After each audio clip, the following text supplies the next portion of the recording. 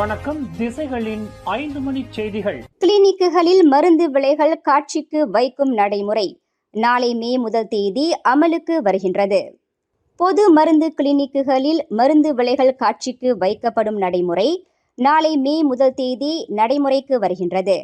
மருந்து பொருட்களின் விலைகள் காட்சிக்கு வைக்கப்படுவது மூலம் மருந்துகள் விலையேற்றம் கண்டுவிட்டதாக கூறப்படும் குற்றச்சாட்டு எந்த அளவிற்கு உண்மை என்பதை நேரடியாக கண்டறிய முடியும் என்று நாடாளுமன்ற உறுப்பினர் ஒருவர் நம்பிக்கை தெரிவித்துள்ளார். கிளினிக்குகளில் சிகிச்சை கட்டண உயர்வுக்கு முக்கிய காரணம் மருந்து பொருட்கள் விலையேற்றம் கண்டுவிட்டதாக கூறப்படும் நிலையில் மருந்து விலைகள் காட்சிக்கு வைக்கப்படுவது மூலம் அது உண்மைதானா என்பதை மக்கள் அறியக்கூடிய வாய்ப்பு ஏற்படும் என்று பாயான் பாரு நாடாளுமன்ற உறுப்பினர் சிம் ஜீசின் தெரிவித்தார்.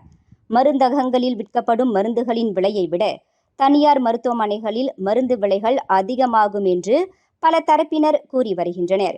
இந்நிலையில் மருந்துகளின் விலைகளை காட்சிக்கு வைக்கப்படுவது மூலம் அந்த மருந்துகளை சம்பந்தப்பட்ட கிளினிக் அல்லது மருத்துவமனையில் வாங்கலாமா அல்லது வெளியே மருந்தகங்களில் வாங்கிக் கொள்ளலாமா என்று முடிவு செய்யக்கூடிய ஒரு விருப்புரிமை வழங்கப்பட்டுள்ளது என்று அந்த எம்பி குறிப்பிட்டுள்ளார்.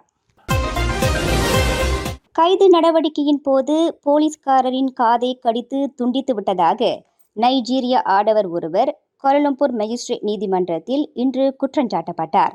38 வயது ஒகென்யேஹிகே கெல்வின் ஒபியான்கே என்ற அந்த நைஜீரிய ஆடவர் பலத்த போலீஸ் காவலுடன் நீதிமன்றத்திற்கு கொண்டு வரப்பட்டு மேஜிஸ்ட்ரேட் எஸ் மகேஸ்வரியின் முன்னிலையில் நிறுத்தப்பட்டு குற்றச்சாட்டு வாசிக்கப்பட்டது.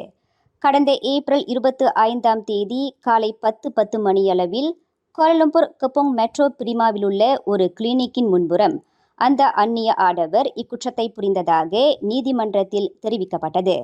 எனினும் அந்த நைஜீரிய ஆடவர் தனக்கு எதிரான குற்றச்சாட்டை மறுத்து விசாரணை கோரியுள்ளார்.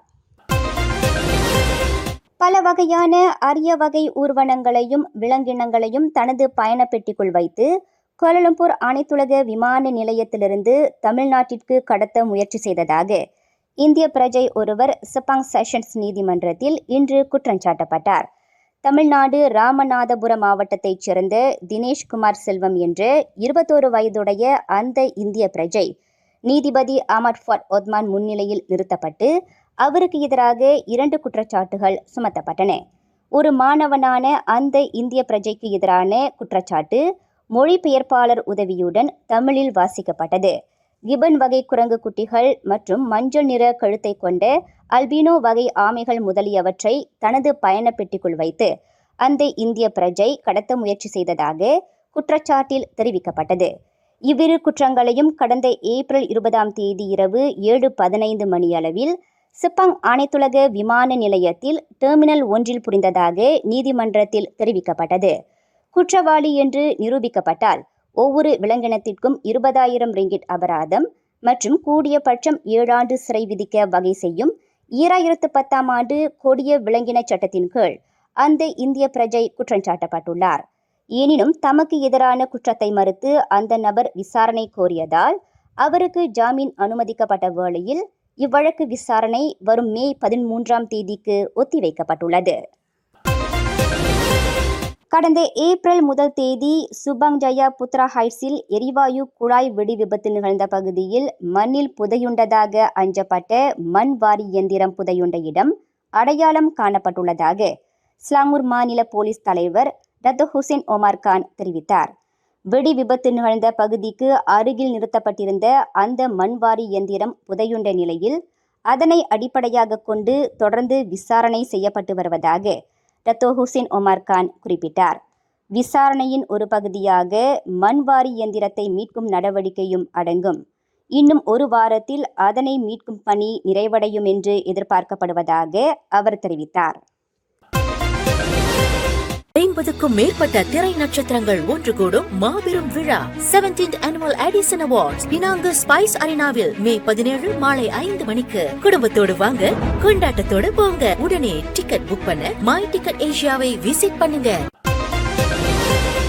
தைப்பீங்கில் மேக்ஸ்வெல் எனப்படும் புக்கிட் லாரூட்டில் மலையேறும் பயிற்சியில் ஈடுபட்டிருந்த சுகாதார அதிகாரி ஒருவர் மூச்சு திணறலுக்கு ஆளாகி உயிரிழந்தார். இச்சம்பவம் இன்று காலையில் நிகழ்ந்தது.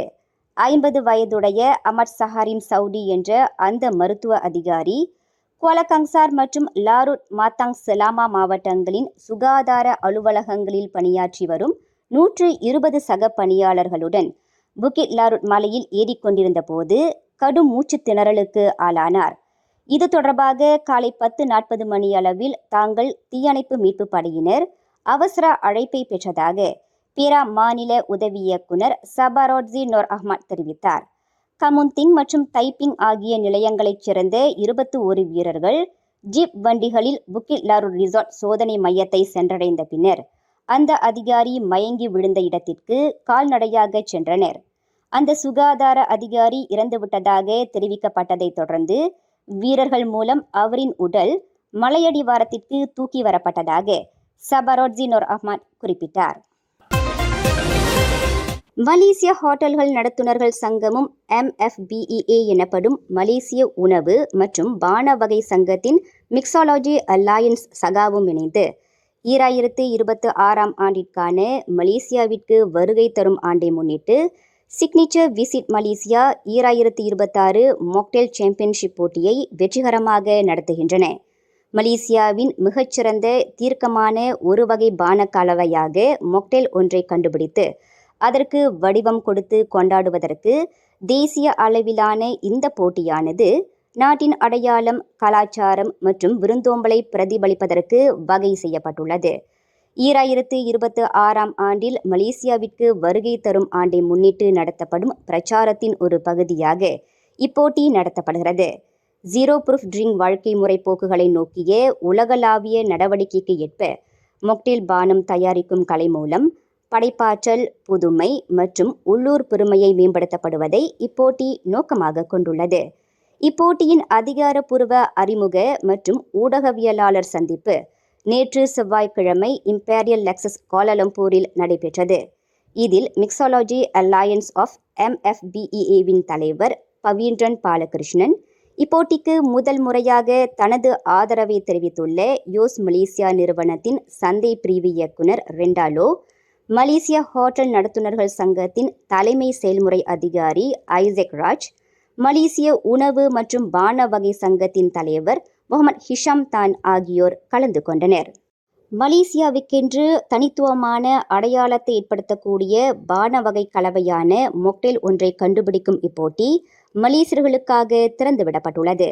இந்த போட்டியானது பங்கேற்பாளர்களின் நுட்பங்கள், திறமைகள் மற்றும் மொக்டேல் கலவையியல் நிபுணத்துவத்தை மதிப்பிடுவதை நோக்கமாக கொண்டுள்ளது. போட்டியாளர்கள் தங்கள் படைப்பாற்றல் மற்றும் தேர்ச்சியை வெளிப்படுத்தும் வகையில் ஒரு தனித்துவமான சிக்னிச்சர் மொக்டேலை வடிவமைக்க வேண்டும்.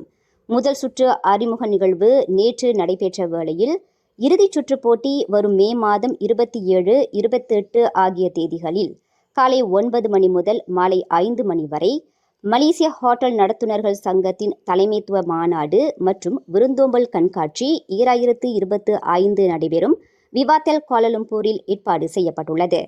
சிக்னிச்சர் விசிட் மலேசியா 2026 மொக்டேல் சாம்பியன்ஷிப் போட்டியானது மலேசியா முழுவதும் உள்ள பல்வேறு ஹோட்டல்களிலிருந்து 32 பங்கேற்பாளர்களை ஒருங்கிணைக்கின்றது. போட்டியாளர்கள் ஒவ்வொருவரும் தாங்கள் வடிவமைத்த சிக்னிச்சர் மொக்டேலை மதிப்பீடு செய்வதற்காக நடுவர்கள் குழுவிடம் வழங்குவார்கள். மேலும் செய்திகளை தெரிந்து கொள்ள கீழே இருக்கும் பெல் பட்டனை அழுத்துங்கள். உங்கள் மகிழ்ச்சியை வெளிப்படுத்த லைக் மற்றும் ஷேர் செய்யுங்கள். தொடர்ந்து திசைகளோடு இணைந்திருக்க சப்ஸ்கிரைப் செய்யுங்கள்.